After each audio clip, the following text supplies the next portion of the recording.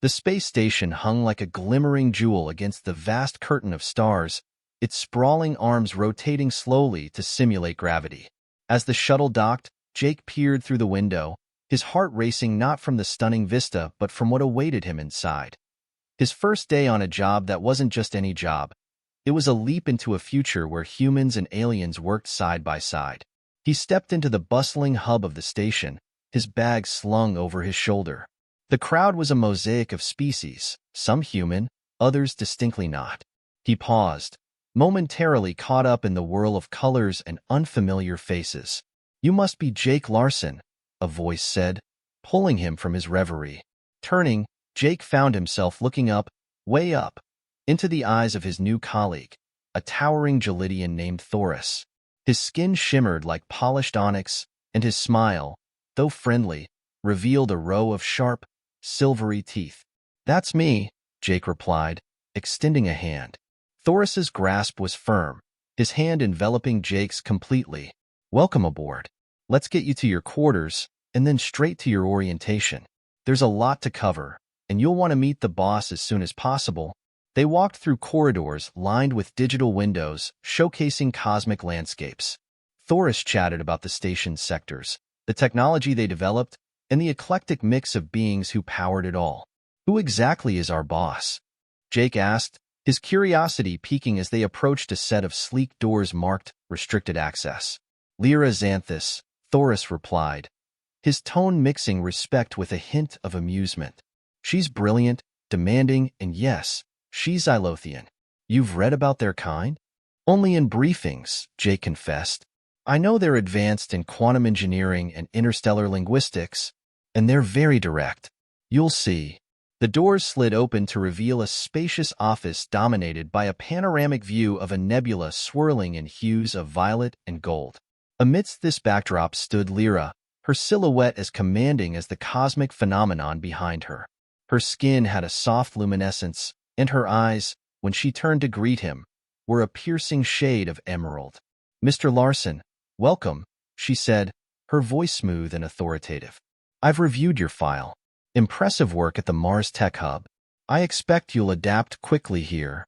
"Thank you, ma'am. I appreciate the opportunity to be part of this team," Jake responded, feeling the weight of her gaze as if assessing every word. Lyra stepped forward, closing the distance.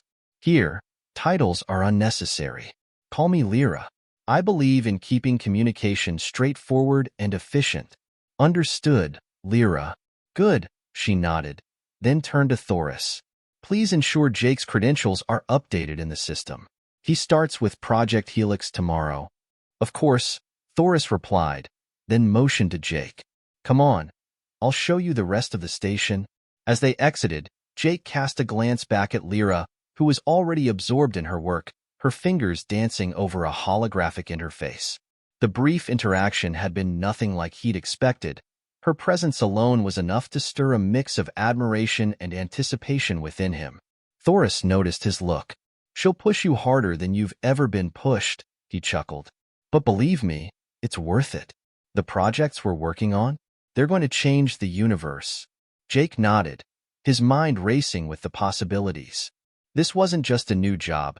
It was the beginning of something much larger than himself, a chance to make a mark among the stars. The lab was alive with the low hum of machines and the soft glow of ambient lighting, creating an atmosphere that was both serene and industrious. Jake, already dressed in his standard-issue lab coat, observed as his new teammates engaged in their tasks with a quiet intensity. "Here's your station," Thoris said, guiding Jake to a sleek console surrounded by various scientific instruments. "You'll start by assisting on the propulsion enhancements for the Helix drive." "It's groundbreaking work," Jake nodded, his eyes scanning the complex diagrams displayed on the screens. "Looks like quantum field manipulation?" "Exactly," replied a new voice. Jake turned to see a man in his late 40s, with the lean build of someone used to station life, extending his hand. "I'm Dr. Halen Reed. I lead this segment. We're trying to increase drive efficiency by 20% this quarter." "Jake Larson. It's a pleasure to meet you, Dr. Reed," Jake said, shaking his hand. "Just Halen will do, Jake. Here, let me show you our current setup." As Halen walked Jake through the project specifics, explaining their approach to manipulating quantum fields within the drive, Jake felt a rush of excitement. The theory was familiar, but the application was light years ahead of anything he'd encountered on Mars.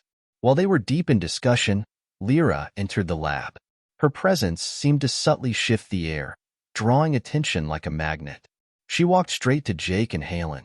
"Jake, I'm glad to see you're settling in." "Halen, how are preparations for the simulation?" "We're just about set, Lyra."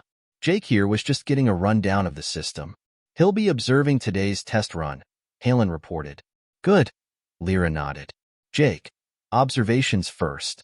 You need to understand the practical application of our theories. It's not just about the science. It's about making it work in real conditions." "Understood," Jake responded, impressed by her integration of high-level oversight with direct engagement in the project details.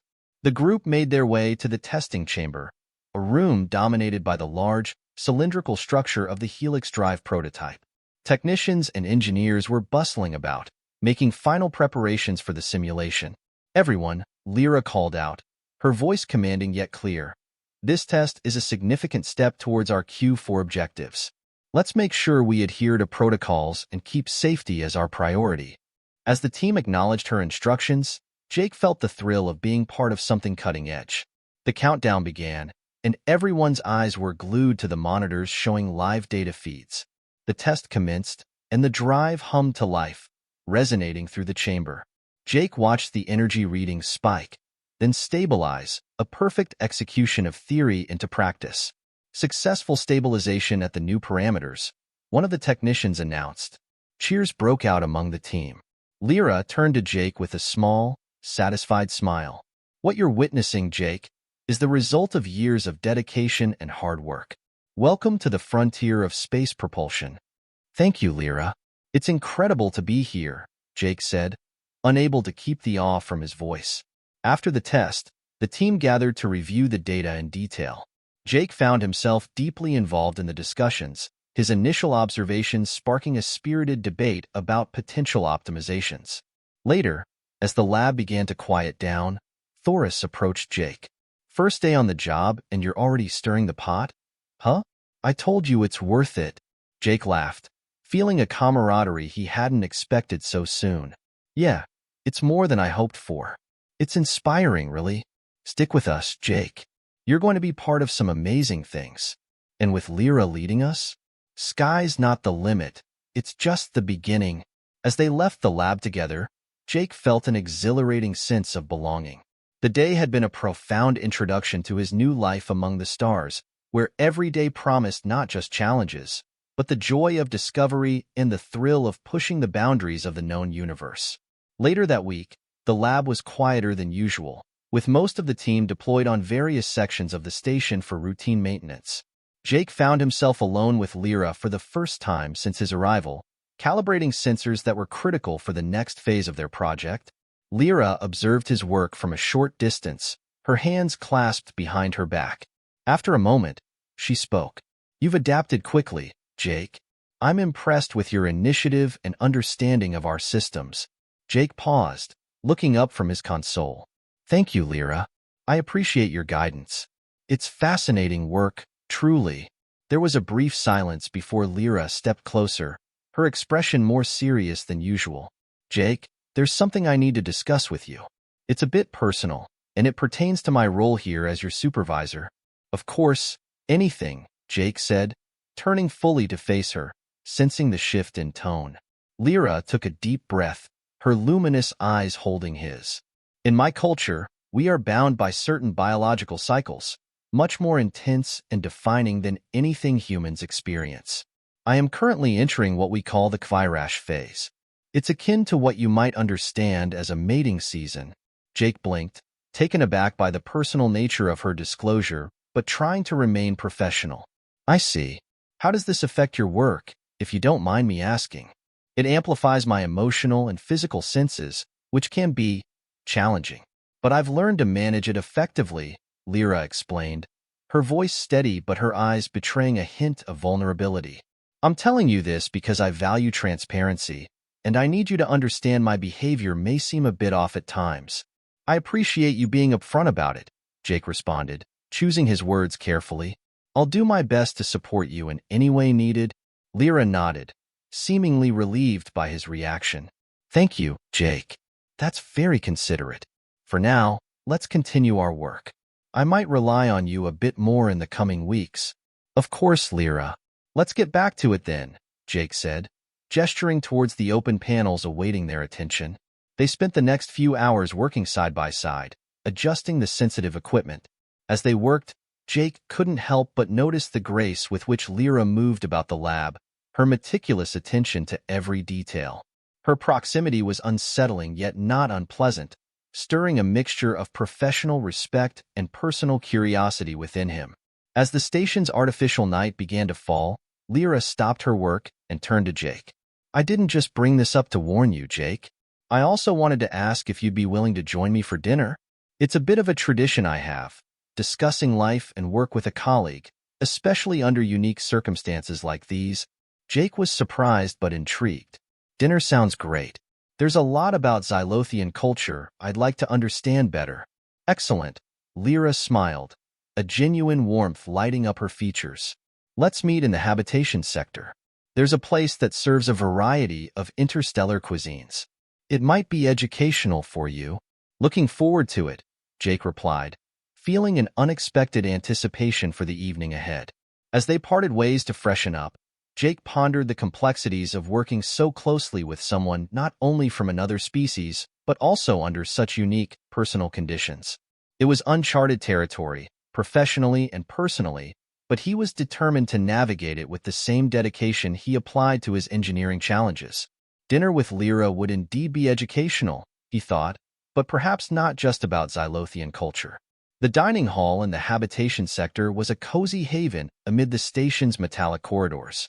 Its warm lighting and large windows overlooking a nearby nebula gave it an almost surreal charm. Jake arrived first, choosing a table by the window where he could watch the ever-shifting colors in space. Moments later, Lyra entered, her silver and blue attire glinting softly under the lights. Jake, she greeted, her tone softer than usual. I'm glad you could make it. Wouldn't miss it, he replied, standing as she sat down. I'm curious to see what Xylothian cuisine is all about. Lyra smiled, and for a moment, Jake noticed a flicker of warmth in her typically reserved expression. It's an acquired taste, but I've made sure there's something palatable for everyone. Xylothian food can be intense. They ordered their meals, Lyra suggesting a few dishes she thought he might like. As the food arrived, steaming with exotic spices and colors, Jake took a hesitant bite and raised his eyebrows in surprise. This is actually really good, he said, savoring the unfamiliar yet pleasing flavors.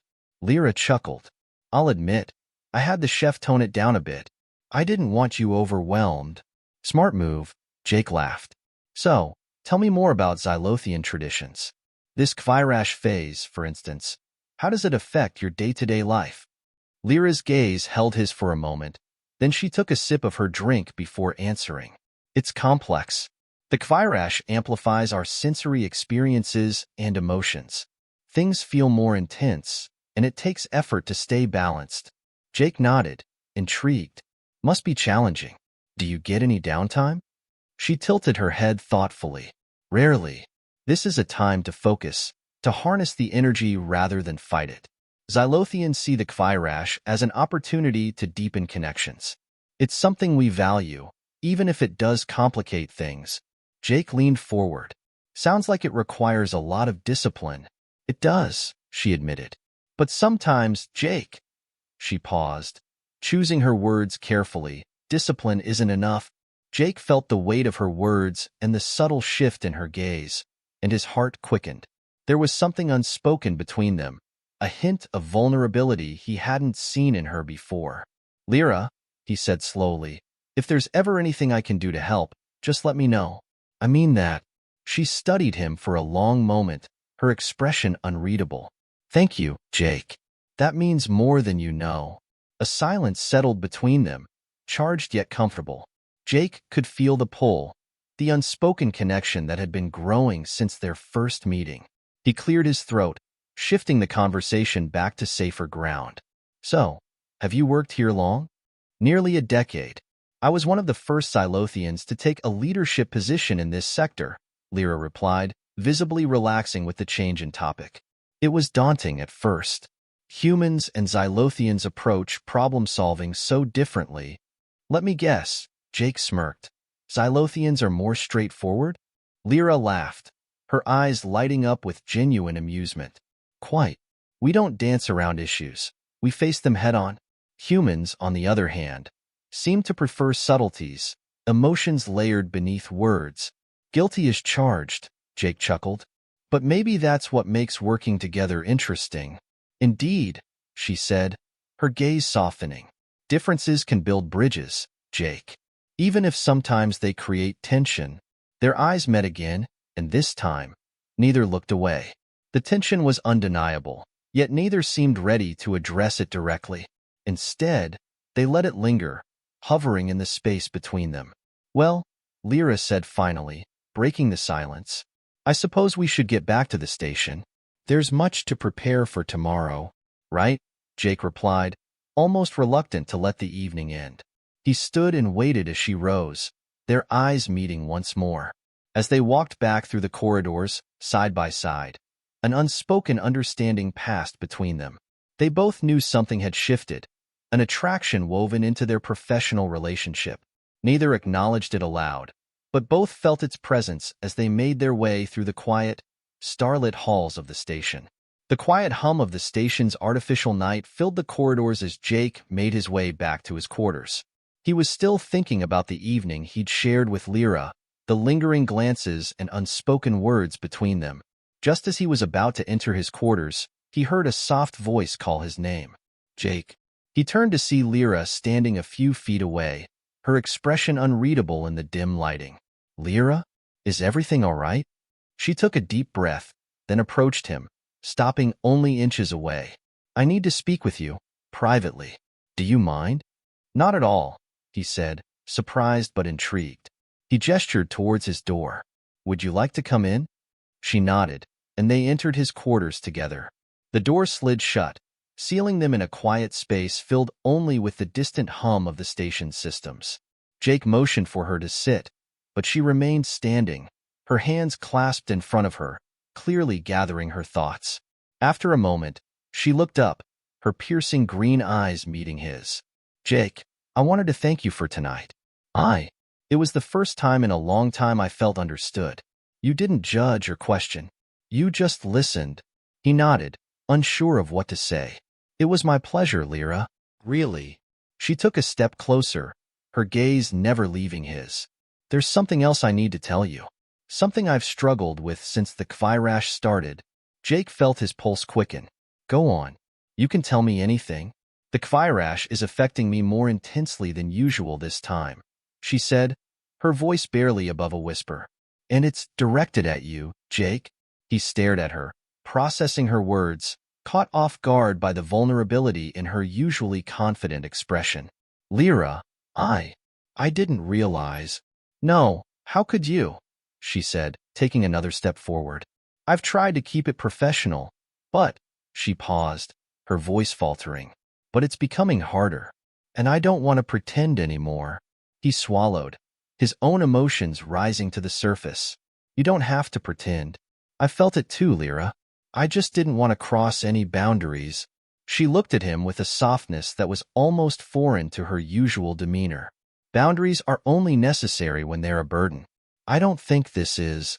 Without another word, she closed the gap between them, her hand gently reaching for his. Jake felt the warmth of her touch, a spark of electricity that sent a shiver down his spine. He placed his other hand over hers, steadying them both as they looked at each other, the unspoken tension finally surfacing. Slowly, he leaned in, his eyes searching hers for any hesitation. But all he found was that same depth of feeling, that same need. Their lips met, softly at first, testing the waters. But as the kiss deepened, Jake felt the walls around them fall away, as though they were the only two people in the universe. Lyra's arms wrapped around his shoulders, pulling him closer as their kiss grew more urgent, more intense. Jake's hands found their way to her waist, drawing her against him, feeling the rise and fall of her breath in sync with his own. After a long moment, they pulled back slightly, catching their breath, their foreheads resting against each other. "I don't know where this will lead," she whispered, her voice trembling slightly. "But I don't want to stop." "Then let's not," Jake replied, his voice steady. "We don't have to know. Let's just see where this goes." They stayed that way for a moment longer, wrapped in each other's arms, the silence between them filled with an understanding that didn't need words. Lyra lifted her head, her gaze softer now, almost vulnerable. "Stay with me tonight?" she asked, her voice barely above a whisper. Jake nodded, his hand caressing her cheek gently. "I wouldn't want to be anywhere else." Together, they moved towards the bed, their steps slow and careful, each one marked by a shared gaze and a touch that spoke of trust and desire. Lyra's hands slid over his shoulders, guiding him down as they sank into the bed together, their lips finding each other again with a renewed passion. They explored each other's presence, letting their connection deepen in the quiet moments between kisses, each touch a wordless promise, each embrace a shared breath. They lay together, wrapped in the warmth of each other, as the artificial night deepened around them. And in that quiet, starlit room, they found a space of their own, a place where words were unnecessary and only the silent language of touch and trust remained. The morning lights of the station's artificial dawn cast a warm glow over Jake's quarters. He lay awake, his arm draped over Lyra's shoulder as she rested beside him. He hadn't moved in hours, too aware of her presence, of the gentle rise and fall of her breathing. As if sensing his gaze, Lyra's eyes opened slowly, a hint of a smile touching her lips. "You're awake early. I didn't want to miss this," Jake said, his voice soft. "Mornings don't usually feel this calm." She laughed, a warm, musical sound. "Calm, Jake? This station is anything but calm." "True," he replied, grinning. "But maybe it's not the station. Maybe it's us." Lyra studied him, her eyes searching his face as if reading between his words. "It was a long time since I let myself feel this way," she admitted, her hand reaching up to brush his cheek. "Being close to someone, especially someone so different can be a good thing," he replied, placing his hand over hers. "It keeps things interesting." She nodded, but her gaze turned thoughtful. "It's not just that, Jake. The Kvairash phase can create bonds that are intense. They don't fade easily, even when the season passes. Are you ready for that?" Jake considered her words, realizing the depth of her question. "I don't know what the future holds, but I know that I'm here because I want to be. And whatever comes after, we'll handle it together." Lyra smiled, a look of relief crossing her face. "You make it sound so simple." "Maybe it is," he said, giving her hand a reassuring squeeze. "We don't have to make promises or predictions. We just take it one step at a time." They lay in comfortable silence, wrapped in each other's warmth. Eventually, Lyra sighed, her gaze turning serious. "We should probably think about what this means for work. I am your superior, and not all species in the Alliance are open-minded about such things, right?" Jake agreed, the reality settling in. "We can keep things professional during working hours. Just because we share something doesn't mean we can't do our jobs." Lyra nodded, her expression thoughtful. "Agreed. But I'll admit, it's hard to think about going back to pretending there's nothing here." "We don't have to pretend," he replied, his hand gently stroking her arm. "We just need to be discreet. We've been handling bigger challenges since the day we arrived here." She chuckled. "You're right. It's just, I've been so used to focusing solely on my work. And now," her voice trailed off, her gaze softening as she looked at him. "And now there's more," Jake finished for her, meeting her gaze with a quiet intensity. "It doesn't mean we lose our focus. It just means we have someone to share it with." They lingered for a while longer, savoring the rare quietness of the morning. Finally, Lyra sat up, running a hand through her hair as she gathered herself. "All right, Jake, let's get ready. Today is going to be a busy one, especially with the next Helix drive test coming up." "Back to reality, then," Jake said, standing up and grabbing his uniform. "But I like this new reality a lot better." Lyra smiled, a rare softness in her expression. I'll see you in the lab. Try not to distract me too much, will you? No promises, he replied, his grin playful as he opened the door for her. As she left, he couldn't help but feel a renewed energy, a sense that their connection, however complicated, was worth every challenge it might bring. And as he prepared for the day, he knew that whatever came next, he wasn't facing it alone. The buzz of activity filled the lab as the team prepared for the next Helix drive test. Jake was deep in calculations, verifying the energy output adjustments they'd made. Across the room, Lyra was reviewing the checklist with Thoris and Halen, her tone calm but precise. Jake caught her eye for a brief moment, and a faint smile flickered across her face. He returned it with a subtle nod before getting back to his work. But he couldn't shake the feeling of everyone else's presence. The reality of their hidden connection weighed heavily in the air. Halen approached Jake's station, breaking his thoughts. How's it looking on your end, Jake? Energy stabilizers in check? Just about, Jake replied, tapping a few commands on his console. With these adjustments, we should see a 10% increase in efficiency. Halen whistled, visibly impressed. Not bad. Lyra's going to like that. She's been pushing for it since the start of this project. Yeah, she's thorough, Jake replied, smiling to himself. Halen raised an eyebrow, clearly catching the undertone. Thorough is an understatement. She's a perfectionist, but it's why the team respects her. She expects the best.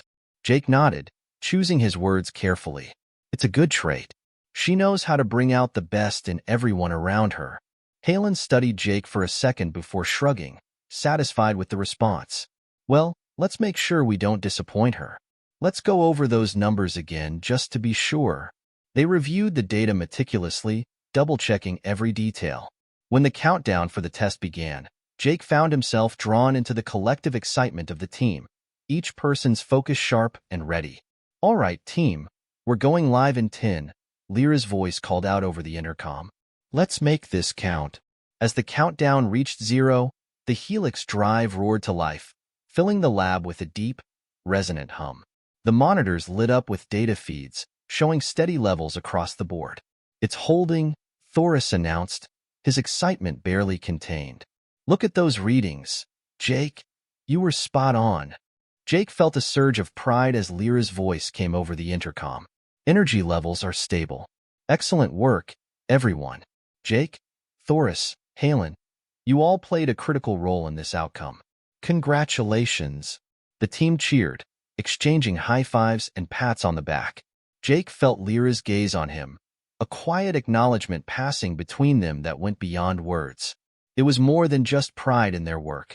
It was a shared accomplishment that felt deeply personal. As the celebration died down, Lyra motioned for him to join her outside the lab. They found a quiet corridor, away from the bustle of the lab and prying eyes. You did well today, she said, her voice barely above a whisper. More than well, actually. So did you, Jake replied, his tone matching hers. I couldn't have done it without your guidance. A flicker of warmth crossed her face. I meant what I said earlier. You bring out the best in this team. I couldn't ask for a better partner. Neither could I, he admitted, his hand brushing against hers in a small but deliberate gesture. But Lyra, we can't keep sneaking around like this forever. Sooner or later, people will notice. She nodded, a sigh escaping her. I know. I've been thinking about that. We need to be smart, Jake. Discretion is necessary, but maybe there's a way to be open without drawing attention. Jake tilted his head, intrigued. What are you suggesting? We focus on our work, make this project an undeniable success. If the higher-ups see our results, they're less likely to question any personal affiliations, she explained. So, our relationship becomes an asset? He asked, smiling. I like the sound of that. Exactly, Lyra replied, a glint of determination in her eyes. This drive is just the beginning. If we can continue to produce results, then no one will care how close we are. Jake took a deep breath, feeling a renewed sense of purpose. Then let's make this happen. Together. They shared a quiet moment, hands clasped briefly before letting go as footsteps echoed down the corridor. Thoris approached, unaware of the exchange. Hey, you two, are we celebrating or what? The lounge is open, and drinks are on me. Jake chuckled, giving Lyra a final, private look. Count me in, Thoris. Lead the way. As they walked back to join the others, Jake felt a surge of confidence. Their connection was real, and together, they would face whatever challenges lay ahead, both professionally and personally. The weeks following the successful Helix drive test were a whirlwind of activity. Word of their breakthrough spread quickly throughout the station and beyond, and the project became a model of interspecies collaboration. Jake found himself busier than ever, but the steady rhythm of work, combined with his growing bond with Lyra, kept him grounded. One evening, Jake and Lyra met in a quiet alcove near the observation deck, looking out over the swirling nebula beyond the station. The vibrant colors seemed to echo the energy between them, a mixture of calm and excitement. Do you think they know? Jake asked, keeping his voice low. There was a touch of amusement in his eyes. Lyra smiled, her gaze steady as she leaned against the railing beside him. They might suspect, but I believe we've been subtle enough to keep it professional in their eyes. Besides, our results speak for themselves. That's what matters most. Jake nodded, feeling a surge of gratitude for her approach. You're right. I'm glad we're in this together. Both in work and, well, everything else. Her expression softened, and she reached out to touch his arm gently. I am too, Jake. This connection we share, it's rare, and I think it's given us both something we didn't know we needed. They stood in silence, the unspoken understanding between them as steady as the stars outside. Just then, Thoris's voice echoed from the corridor, pulling them back to the present. Hey, Jake. Lyra. You're both coming to the celebration in the Commons, right? You wouldn't want to miss it. Drinks, food, and yes, a little praise for our team. Jake looked at Lyra with a grin. What do you say? Shall we? Lyra nodded, a playful glint in her eyes. Lead the way. In the Commons, the team was already in full swing, laughter and chatter filling the air. Halen raised his glass when he saw them enter, calling out, To the Helix Drive team. You've made history. They all clinked glasses, and as the evening wore on, Jake and Lyra found themselves mingling among their colleagues, celebrating not just the project's success but the unity they had found along the way. Thoris pulled Jake aside at one point, grinning knowingly. You know, Jake, I have to hand it to you. I've never seen Lyra so relaxed. You've been good for her. Jake tried to keep his expression casual, though he felt a warmth spread through him. She's been good for me too, Thoris. We make a great team. That you do, Thoris replied, clapping him on the shoulder. Keep it up, and who knows what you two might achieve next. As the celebration wound down, Jake and Lyra found themselves alone once again, standing at the edge of the Commons and watching their colleagues drift off into the night. We did it, Jake said softly, a hint of wonder in his voice. All of it. We did, Lyra agreed, her hand finding his in the dim light. And I think we're just getting started. There's more we can do, more boundaries to push. Together, Jake said, his tone filled with quiet certainty. She nodded, her grip on his hand firm. Together. In that moment, they both understood that they'd found not only professional success but a shared purpose, something steady and true, capable of withstanding whatever came next. As they walked down the quiet corridors side by side, the future stretched out before them, as vast and bright as the stars beyond the station.